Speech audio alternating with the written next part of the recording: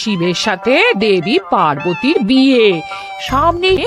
হ্যাঁ তা মনে আছে, কিন্তু এই ফর্দটা কি জন্য গিন্নি? আমি শিবরাত্রির দিন বিকেলে বাবার মাথায় দুধ ঢালতে যাব, তাই তোমাকে আগে থেকে লিখে দিলাম কি কি লাগবে। সব আগে আগে নিয়ে আসবে। হ্যাঁ, দেখি কি লেখা আছে। দুধ 1 সের, গঙ্গা জল, নারকেল, ঘি, মধু, দই, সন্দেশ, রসগোল্লা, আকন্দ ফুলের মালা, ধূপ, মোমবাতি, 108টা বেলপাতা, ধূত্র ফুল, নীলকণ্ঠ ফুল, লাল পাড়, সাদা পাটের শাড়ি। ওরে বাবা, এত কিছু! এখন ওরে বাবারে মারে কিছু চলবে না, চলবে না। আর আগে থেকে লিখে দিয়েছি, আমি কোনো বায়না শুনবো না। হ্যাঁ, যদি না নিয়ে আসো তাহলে কিন্তু চলে যাব। হ্যাঁ, বলি শিবরাত্রির দিন তো মেয়েরা বাবার মাথায় দুধ জল ঢালে বাবার মতন স্বামীর কামনায়। তা আমি তোমার স্বামী তো উপস্থিত, তাই এত কিছু। তোমার মঙ্গল কামনায় গো, তুমি আর বাড়তি কথা বলবে না। যা বলেছি সেদিন নিয়ে আসবে। হ্যাঁ, বেশ বেশ, ঠিক আছে বাবা, ঠিক আছে। তাহলে আমি এখনই যাই, সব দোকানে দোকানে বায়না করে আসি। সেদিন তো এইসব জিনিসের চাহিদা তুঙ্গে থাকে। হ্যাঁ, তা যাও, সেটাই বুদ্ধিমানের কাজ হবে। হ্যাঁ,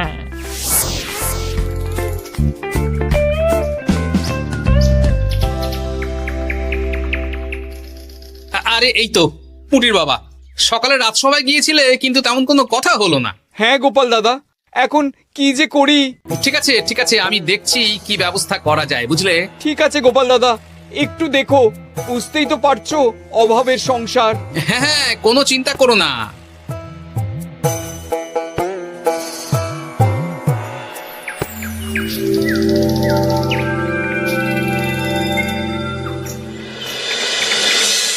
আচ্ছা, আজ তাহলে শিবরাত্রির আয়োজন নিয়ে আলোচনা হোক।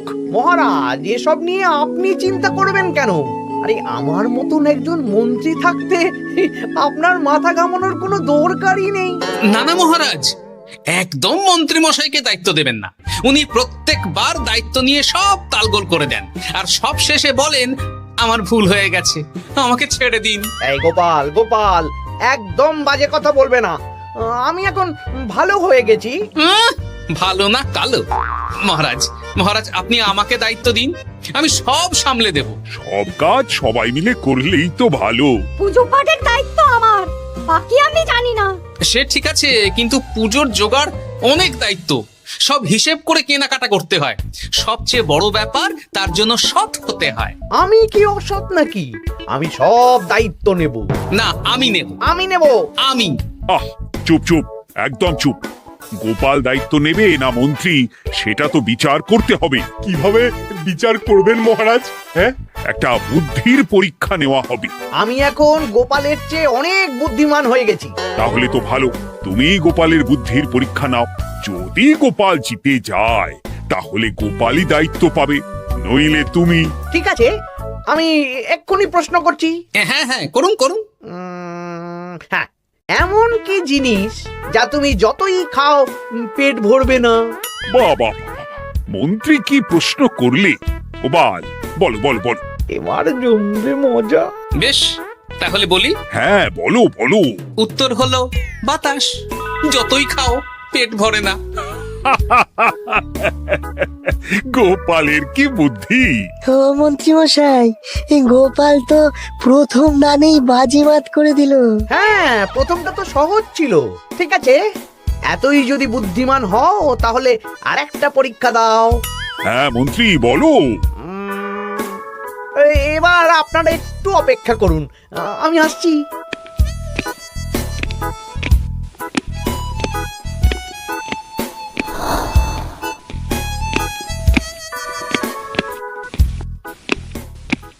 এই তো মন্ত্রী এসে গেছে, আবার হাতে একটা খাঁচা।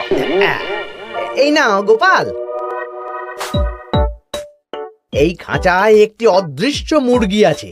তুমি যদি বুদ্ধিমান হও তবে এর মাংস রান্না করে আজ নৈশভোজে মহারাজকে খাওয়াতে হবে। যদি না পারো দায়িত্বের দও পাবে না। বেশ, তাহলে দিন, আমি রাতেই আসছি, রান্না করে নিয়ে আসছি। আপনারাও সবাই হাজির থাকবেন কিন্তু।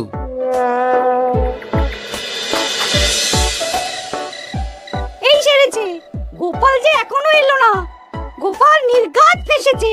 এই তো চলে এসেছি। এ কি গোপাল, তুমি তো খালি হাতে। মাংসের ঝোল রেঁধেও এনেছি। কই গোপাল, অদৃশ্য মুরগির ঝোল কোথায়? হ্যাঁ, কোথায় গোপাল? আহ, মহারাজ, অমন সুস্বাদু মুরগি আমি আগে কখনো খাইনি।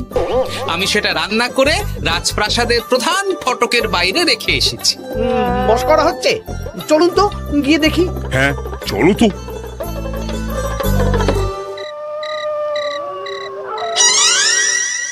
এ কি, এখানে তো কিছুই নেই, আমি তো দেখতে পাচ্ছি না। কই, আমরা তো কেউ কিছু দেখতেই পাচ্ছি না। কোথায় কোথায় মাংসের ঝোল? আরে মন্ত্রী মশাই, অদৃশ্য মুরগি রান্না করলে ঝোলটাও তো অদৃশ্যই হবে। আপনি দেখতে পাচ্ছেন না, মানে আপনার মনে পাপ আছে, নইলে আপনার চোখের সমস্যা। মহারাজ তো ঠিকই দেখতে পাচ্ছেন, তাই না মহারাজ? এই রে, গোপাল তো মোক্ষম জবাব দিয়েছে।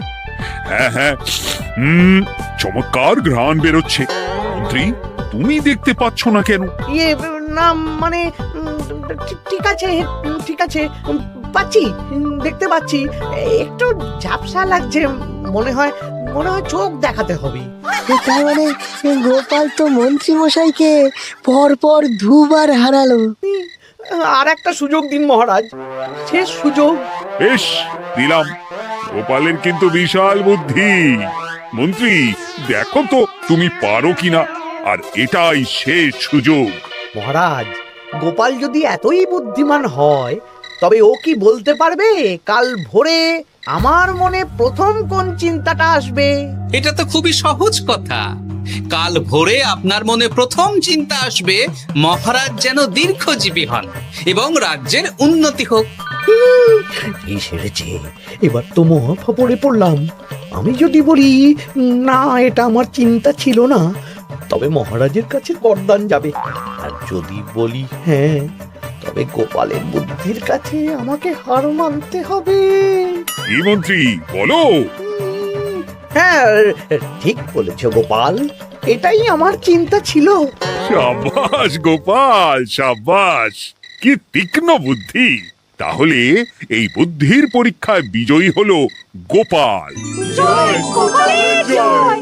তাহলে শিবরাত্রির পুজোর আয়োজনের দায়িত্ব এবার গোপালের। আমার আর কোনো চিন্তা রইল না। মহারাজ, গোপাল তো সব দায়িত্বই পেল, আমাকেও কিছু একটা দায়িত্ব দিন। আমিও একটা ঈশ্বরের সেবা করার সুযোগ চাই। আহ, তুমি তো হেরে গেলে। তাতে কি, ভালো কাজ করতে চাইছি, একটু সুযোগ দিন মহারাজ। বেশ, তাহলে তুমি গ্রামবাসীদের ভোগ প্রসাদ খাওয়ানোর দায়িত্বটা নাও। ধন্যবাদ মহারাজ। হ্যাঁ মন্ত্রী, মিলেমিশে কাজ করো, কিন্তু ঝামেলা করো না। না না, আমি সুষ্ঠুভাবে পালন করব। ঠিক আছে মন্ত্রী মশাই, তাহলে ওইটুকুই করুক, কিন্তু আমার কাজে কোনো বাধা দিতে আসবেন না। না না না, তোমার কাজে কোনো বাধা আসবে না। আমি ভোগ প্রসাদ বিতরণ, খাওয়া দাওয়া, এই সব ব্যাপারটা দেখব।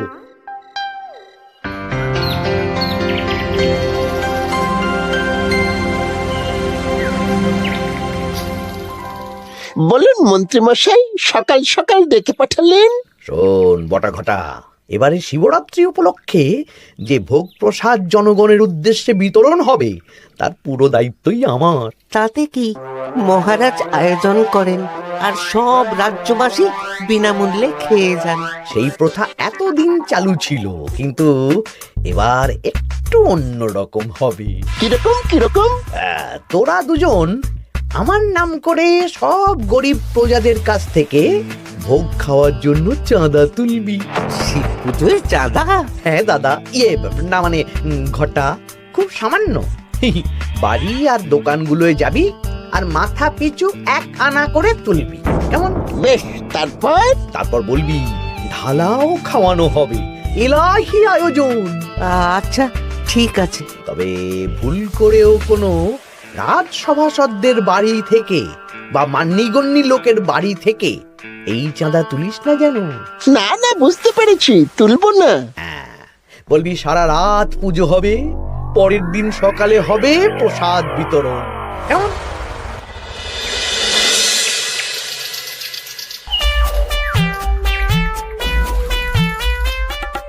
ভোলা, এবারে শিবরাত্রি উপলক্ষে যে পূজা হবে তার ভোগ প্রসাদ খাবে তো? নিশ্চয়ই নিশ্চয়ই। এবারে সব দায়িত্ব মন্ত্রী মশাইয়ের, এলাহি আয়োজন। তা তোমাদের বাড়িতে কতজন সদস্য? আমি আর আমার গিন্নি দুজন। তাহলে দুয়ানা দাও, এক আনা করে দুজন। আবার অর্থ দিতে হচ্ছে? হ্যাঁ, এলাহি আয়োজন, তাই এই সামান্য অনুদান।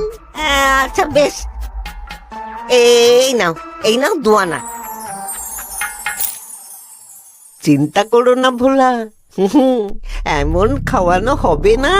রাতের বেলা শিব পুজো আর পরের দিন সকালে জীব পুজো। বাবা বাবা বাবা, সব দোকানে দোকানে আমি যাচ্ছি, আর তুই লোকজনের বাড়ি বাড়ি যা। বেশ। রে, কত হলো? অনেক হয়েছে মন্ত্রী মশাই, এই দেখুন। বাবা বাবা বাবা, এক আনা করে নিয়েই তো থলে ভরে গেছে। হ্যাঁ, এবার হবে মাছের তেলে মাছ ভাজা। মহারাজও ভোগের আয়োজনের জন্য আজকে মোহর দিয়ে দিয়েছেন। তার মানে তো আপনার মুনাফাই মুনাফা, লাভই লাভ। আমাদেরকেও কিছু দিন। দেব, এখনো কাজ বাকি আছে।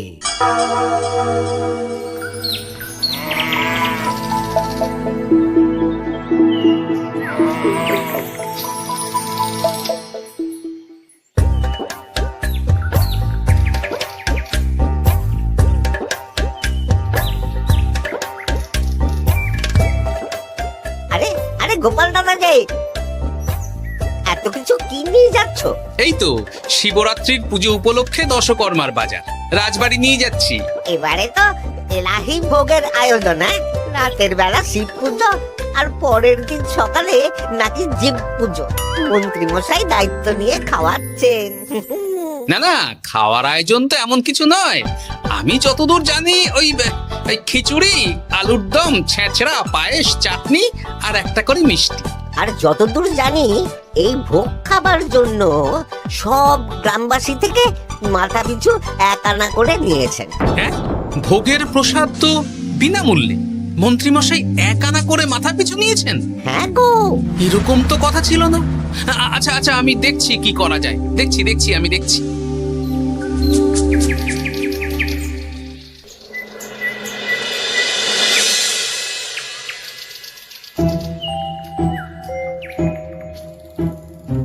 ভায়া, বলছি তোমার কাছে মন্ত্রীমশাই এসেছিলেন? হ্যাঁ, চালের বায়না করে গেলেন। তা কি চালের বায়না করলেন? খুবই সাধারণ চাল, আমার দোকানে সবচেয়ে কম দামি চাল বলতে পারো।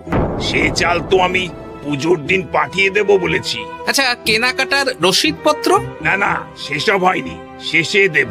শোনো, মহারাজের আদেশ, মন্ত্রীমশাই যে চাল বলেছেন তার থেকে 5 গুণ উৎকৃষ্ট মানের চাল দেওয়া চাই। যে চাল রাজা বাদশারাও খুব কম খান, সবচেয়ে দামি চাল। আচ্ছা, আর ডাল? ওটাও 1 নম্বর মানের সোনামুখ দেবে। বেশ। মন্ত্রীমশাই যা যা বায়না দিয়েছেন পরিমাণ এক থাকবে, শুধু জিনিসপত্রের মান বাড়বে। ঠিক আছে? আচ্ছা, ঠিক আছে। আর একথা মন্ত্রীমশাইকে জানানোর দরকার নেই, শুধু মোহরটা ওনার কাছ থেকে আদায় করে নিন। যেদিন খাওয়ানো হবে সেদিন বিকেলে যাবে, মানে শিবরাত্রির পরের দিন বিকেল। বেশ।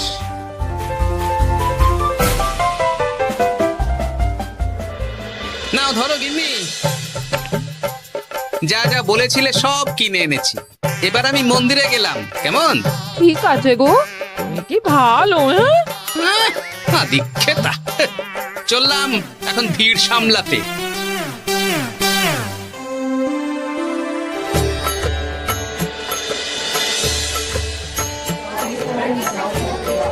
একটু সারিবদ্ধভাবে দাঁড়ান, আপনারও সুযোগ আসবে। বাবা কাউকে ফিরিয়ে দেবে না। দেখো মন্ত্রী, দেখো গোপাল কি সুন্দর ভিড় সামলাচ্ছে। ওকে তো এই জন্যই দায়িত্ব দেওয়া। হ্যাঁ, তাই তো দেখছি। ওম নমঃ শিবায়। হে ভোলানাথ, দেবাদিদেব মহাদেব সকলের কল্যাণ করুন। জয় দেবাদিদেব মহাদেবের জয়। হে ভোলেনাথ মহেশ্বর, মঙ্গল করো বাবা। জয় বাবা ভোলাদেব মহেশ্বরের জয়। তা তোমার শরীর এখন কেমন? এই তো বেশ ভালো আছি। সবই তোমার জন্য। তুমি না সাহায্য করলে ওই ওষুধ আমার পেটেই পড়তো না। না না, আমি তো নিমিত্ত মাত্র, সবই মহাদেবের ইচ্ছে। জয় বাবা মহাদেবের জয়। চলি গো। কাল ভোগ খেতে তাড়াতাড়ি চলে এসো।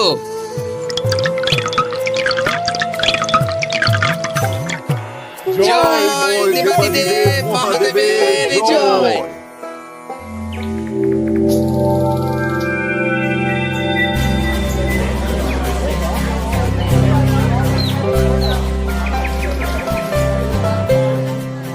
সত্যি মন্ত্রী মশাইয়ের ভোগের প্রসাদ পেয়ে মনটা ভরে গেল। কি সুন্দর রান্না, আর খাবারের গুণমান কি ভালো। তার উপর রসগোল্লা কত বড় বড়। এত বড় রসগোল্লা খাওয়া তো দূর, বাবার জন্মে চোখেও দেখিনি।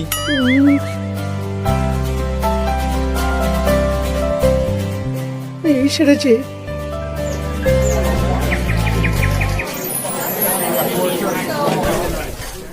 এই যে পাচক ঠাকুর, শোনো। বলুন মন্ত্রী মশাই, আজ আমি খুব খুশি। কেন? আপনি মহান। কেন? মানে আপনি যে চাল পাঠিয়েছেন সে চালে রান্না করা আমার স্বপ্ন ছিল। কি গন্ধ, কি গুণমান, রাজা বাদশাদের চাল বলে কথা। আমি তো খুব সাধারণ মানের চাল দিতে বলেছিলাম, 30 আনা সের মূল্যের চাল। কেন, নবাব বাদশাদের ঘরে এই চালটা থাকে। তাই? কোথা থেকে এলো? কেন, চালের দোকান থেকে এসেছে। মিষ্টিও দারুণ, রসগোল্লা তো নয়, যেন যেন একেবারে বড় বড় রাজভোগ। কি আকার, কি গুণমান, কি স্বাদ। আহা, দেখুন দেখুন দেখুন। বাবা, ভোলা এত বড় রসগোল্লা দিয়েছে। ঠিক আছে, যা হচ্ছে হতে দে। আমি তো চিন্তায় পড়ে গেছি।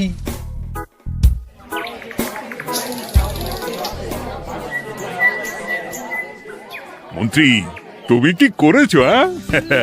তোমার নামে তো সবাই সুখ্যাতি করছে। না না, এই আর কি। আমি যা অর্থ দিয়েছি এই আয়োজনের জন্য তো তার চেয়ে 5 গুণ বেশি মোহর লাগবে, কিন্তু তুমি কি করে করলে? মন্ত্রীমশাই সত্যিই ভালো হয়ে গেছেন। দেখো গোপাল, দেখো, মন্ত্রী সত্যি বদলে গেছেন। সবই তো জনগণের সেবার জন্য। কে জানে বাবা, কি গড়বড় হয়ে গেল।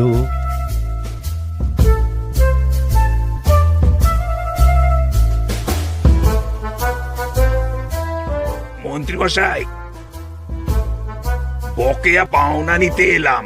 আপনার মোট হয়েছে চালের 350 মোহর, মুগ ডালের 250 মোহর, আর মশলাপাতি 100 মোহর। হ্যাঁ, বলো কি? মন্ত্রী মশাই, ওই আপনার মোট বকেয়া 300 মোহর।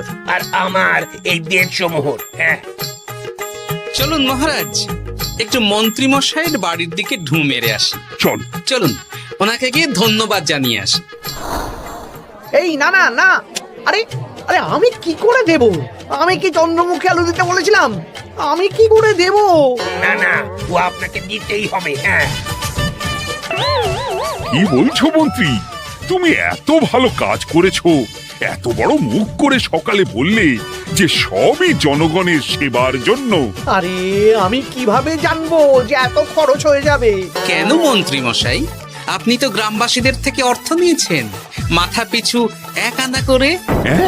মানে এই সব তো কথা ছিল না। এই সেরেছে, গোপাল কি করে জেনে গেল? এসব কথা কি আর চাপা থাকে? আর সেই জন্যই তো আপনি ভালো মানের খাবার খাইয়েছেন। সত্যি তো, যে মানের খাবার খাওয়ানো হয়েছে তা কৃষ্ণনগর কেন, আশেপাশের কয়েকটা নগরের লোকও এই জিনিস চোখে দেখেনি, আর তাই তুমি অর্থ আদায় করেছো। না মানে, আমি বুঝতে পারছি না, আমার অনুমতি ছাড়া এগুলো হলো কি করে? মন্ত্রী মশাই, বকেয়া পাওনা দিন, নইলে খারাপ হয়ে যাবে বলে দিচ্ছি। হয়ে গেল, আমি ভিখারি হয়ে গেলাম। অগিন্নি, মোহরের থলেগুলো নিয়ে এসো, গয়নাগাটি নিয়ে এসো। আমাকে পথে বসিয়ে দিল। কে কে আমার এত বড় সর্বনাশ করলো? আমি মন্ত্রী মশাই, আমি। আপনি যখন চাঁদা তুলে ভালো খাওয়াতে চাইছেন, তাই সবচেয়ে ভালো খাওয়ানোর ব্যবস্থা করে দিলাম, তাও আবার আপনার ঘাড় ভেঙে। আমার সর্বনাশ হয়ে গেল।